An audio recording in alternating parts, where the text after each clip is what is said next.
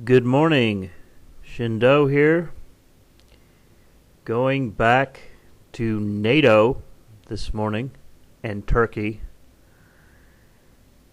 Well, since the coup attempt a couple of months ago in Turkey, things are not looking so good as far as NATO allies are concerned. Now, before I get into this, for those of you who are not Americans, that's fine. I love to have you on my channel.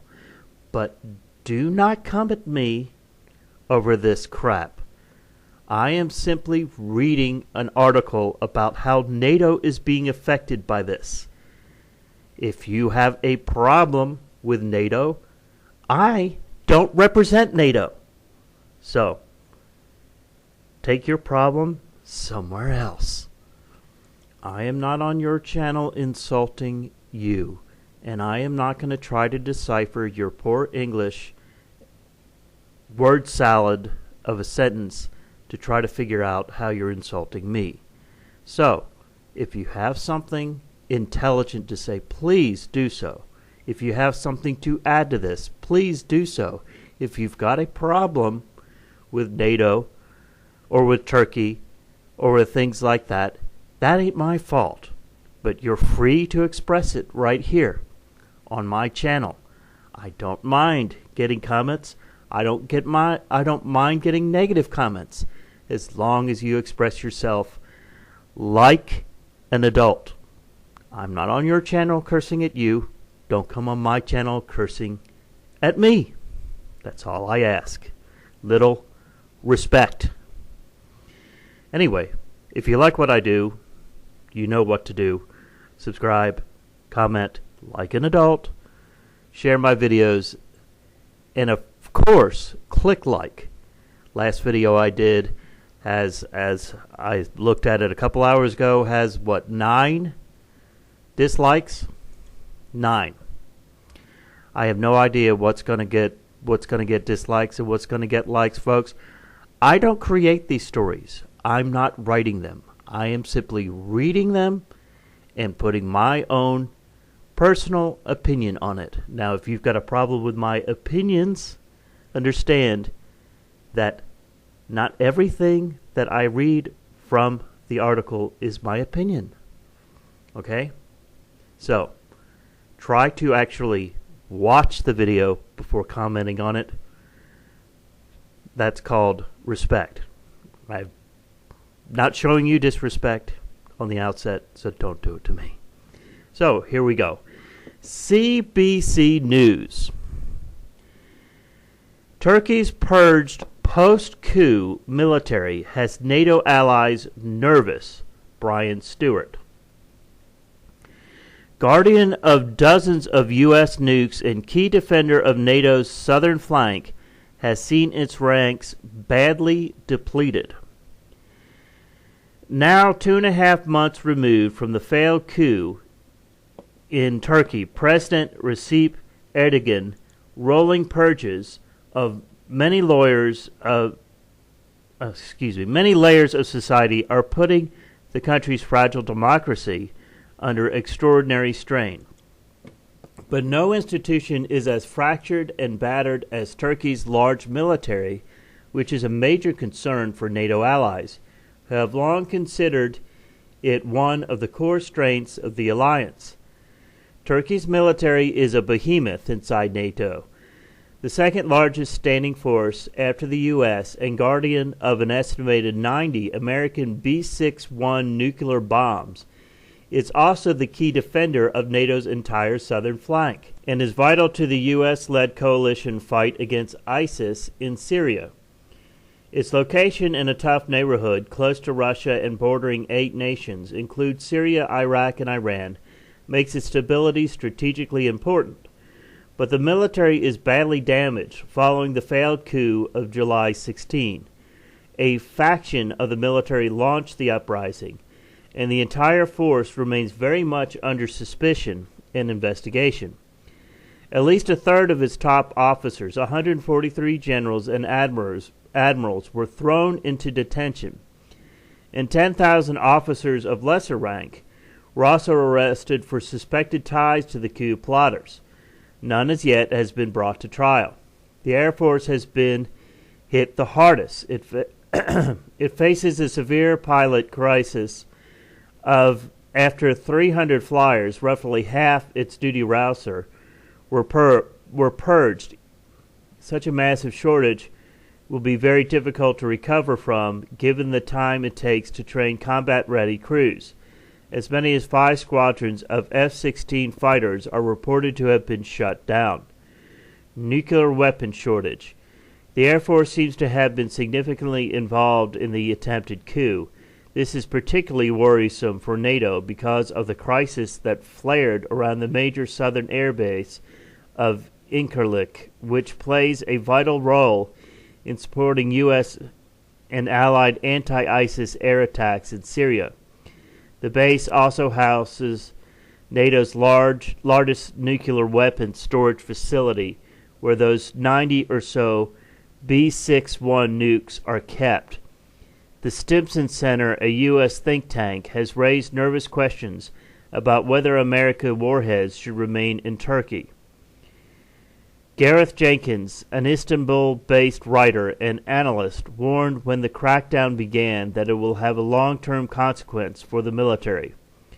Quote, "What we have seen is the start of a process which will have an impact on Turkey and its armed forces for the next 20 to 30 years." Unquote. Former NATO Supreme Commander James Stavridis is concerned the critical ally will become distracted.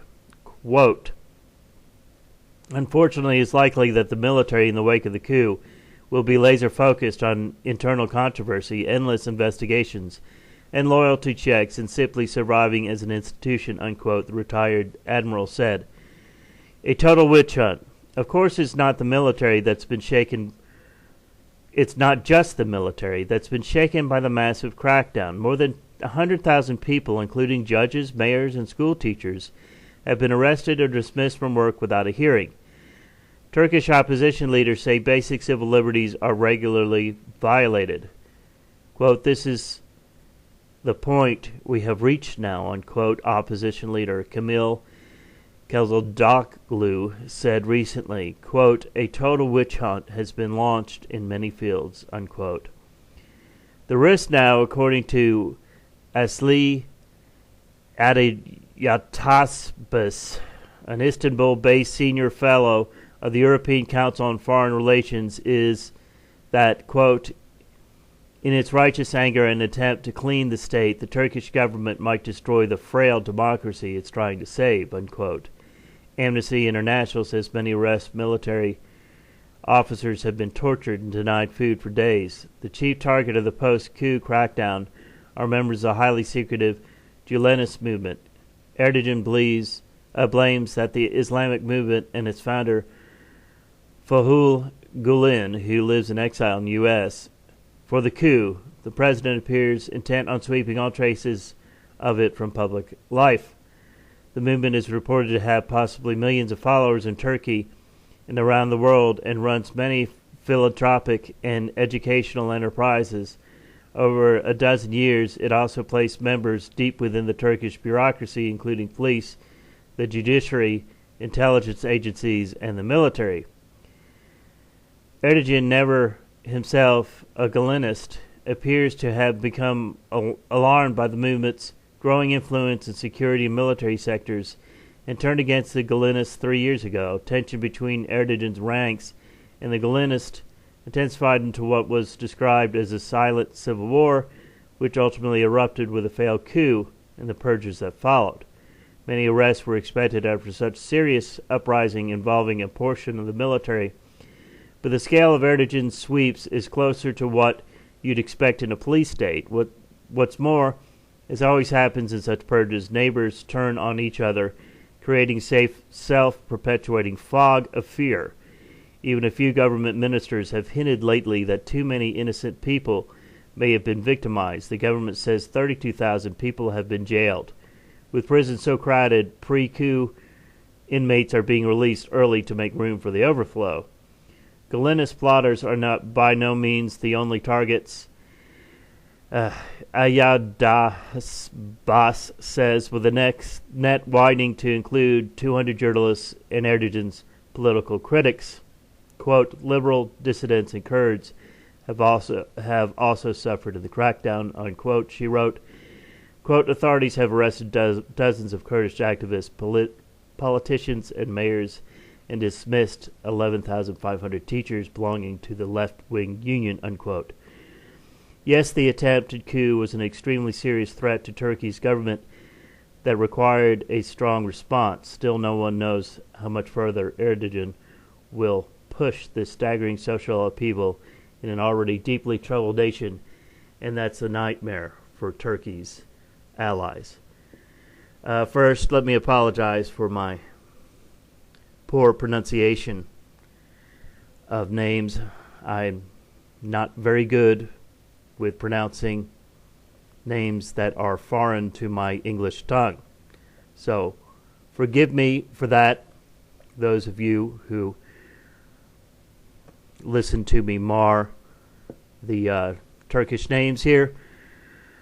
But, just as with Syria next door, Turkey is in some major upheaval that will affect us here in the United States of America. Turkey, as an ally in NATO, which is obviously built to be against Russia, Turkey is the most important NATO ally the United States of America has. So, with Turkey in this major military problem, what with them losing so much of their military and them having these nuclear weapons, that again is another flashpoint and another of increasing problems that the United States of America has in that region. Of course, as I have previously stated, I don't believe that World War III is at the doorstep, but what's going to appear to be World War III, with someone coming in to bring peace and get the praise of the rest of the world. This person will be a one-worlder, even though this person doesn't appear to be a one-worlder. Anyway, we will see what happens within the next few months. I'm certain. I have been wrong about predicting exact time frames before, but I am certain this person who will bring peace to this region and to the world will be on the world stage doing just that within a year, before this time next year. That's my prediction. But I've been wrong before. If you like what I do, please subscribe, comment like an adult, click like. I get enough dislikes. I get dislikes for things that I don't expect to get dislikes for, and I get likes for things I don't expect to get likes for. So, surprise me with a like. That would be nice, because if you do like it, it doesn't take much for you to just move that little arrow up there next to that thumbs up and click on it. I'd appreciate it. This is Shindo. Have a good Monday.